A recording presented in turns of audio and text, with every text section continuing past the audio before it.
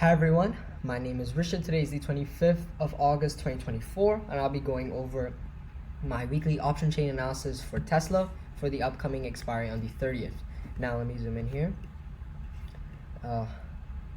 The max OI level for CE has decreased by 5 and the max OI level for PE has increased by 5, and this is actually negative. The quantity is higher for CE by a lot, and that's positive. Change is much higher for CE, that's positive. Short squeeze is higher for CE, that's positive. PCR is still below 1, that's negative. Implied and historical volatility are both lower, so that's 2 positives. RSI is higher, that's positive. No divergence, that's negative. ADX is lower, that's negative. ATR is lower, that's positive. Both EMAs are, wait, let me change this really quick.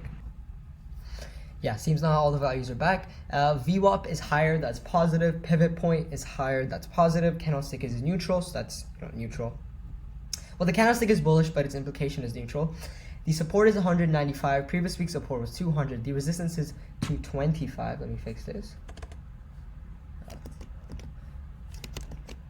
225, and the previous resistance was 230, so basically this means that the support and resistance has contracted, but still the overall prediction is that Tesla goes up. That's all for this video. Thank you for watching. Enjoy, and I will see you in the next one.